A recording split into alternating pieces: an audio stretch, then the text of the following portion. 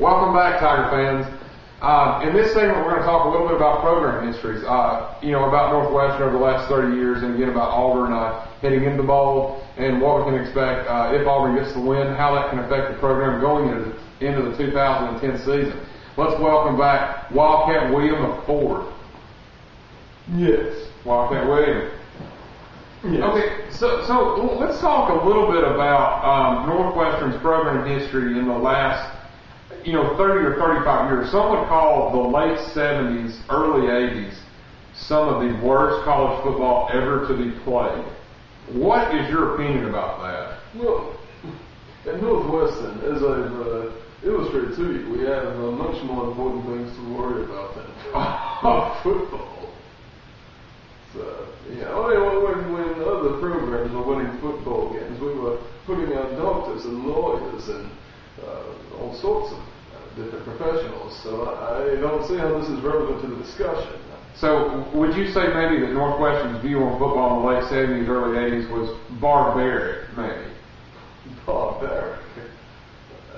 No, I don't like that. I think if we had focused more energy on football, then it would have been barbaric, much like what Pat Dye did at Auburn during that same stretch. Oh, okay. Well, I mean, you keep talking about Auburn or about Northwestern academically. You do know that Auburn has one of the best or top vet schools in the nation. I would be very curious to see where you got that information. I just have a hard time believing it. Wow. Let me ask you another hypothetical question. If you could pick any player on Auburn's team this year to take and put on the offensive side of Northwestern, who would you pick and why? Well, first of all, none of them could qualify at Northwestern. I don't even really have to look at the transcripts. I just know they wouldn't. But, if you're talking just for football purposes, pure athletic ability. Yes, probably Ben Tate. Yes, he is from Maryland, so that automatically gives him a bit of a foothold on qualifying, not being, from the backwoods. So backwoods. Yes. That answers your question, I suppose. And I love how you use the word maybe about Ben Tate. You do realize we're talking about one of the leading SEC rushers and one of the arguably probably one of the best running backs in the nation right now. Again, that's against SEC competition. I don't know if you can do that in the code of the Big Ten. So you're actually comparing the Big Ten to the SEC in talent? Yes, of course. Why wouldn't you? Oh, well, some would go as far to say maybe that the Big Ten was down this year with the exception of Ohio State eating in the Rose Bowl, which, as we know, the Big Ten gets an automatic bid. And, Iowa, seemingly Iowa... Two BCS teams, my friend. Well... Two. Not one, two. Well, I agree with you there. Same as the SEC. I do. I agree with you. I'm just simply saying maybe some would say Iowa and Iowa seem to have dropped the ball, which has kind of been the motto of the Big Ten. Some might remember when Zook took the Illini to the Rose Bowl to face the Trojans with Juice Williams and pretty much got ran out in the first half of that game. Let's go back just for a second on Northwestern's program in the last 30 to 35 years. I know you say that they weren't actually focusing on football, but some would argue to say a monkey could have coached the team and actually gotten more wins than Northwestern did in that probably 8 or 9 year span. We're talking about at one point being outscored nearly 600 to 100. I've seen Division II schools, that have played better against Division I schools than that. Well, again, I go back to we had more important things than football to focus on. And you're actually going to use this excuse for nearly it's not an excuse, my friend. It's a reason. Okay. So this is going to go over a 10-year span. Again, some would call some of the worst college football ever. And I'm glad I actually wasn't there to witness it. But some of it would have been during your tenure at Northwestern. you actually got to see some of this horrific display of athletic ability. Yeah. And you really, besides the fact that, so you would call that, I guess, maybe a lack of focus on Northwestern's part. Oh, no, lack of focus. Focus in different areas. Oh, okay. So maybe moving in a different direction than actually focusing 100% on football, as opposed to some southeastern schools, choose to do. Yes. Well, let's talk a little bit about what coming from your viewpoint, what would you think that Auburn has to look forward to next year, coming from a Northwestern fan? In the Southeastern Conference, I mean, any team with the right scheme and player development can make a run at it in a year. That's a smart response. Okay, can I get your opinion real quickly on what do you think Northwestern's program future might be headed in? Maybe, the 2010 season. I know Northwestern had a really good year this year in the Big Ten.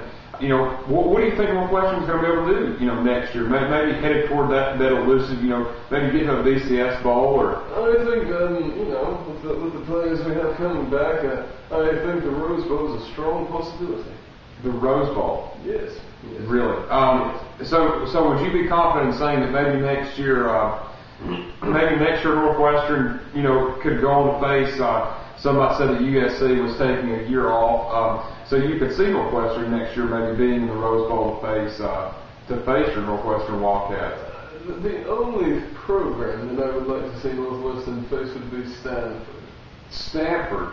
Well, at least Stanford, that they do lose, arguably, I'm going to go as far to say the best running back in the nation. Some would call Mark Ingram the best running back, but so you would actually like to see Northwestern play Stanford. Well, that would be that would be good.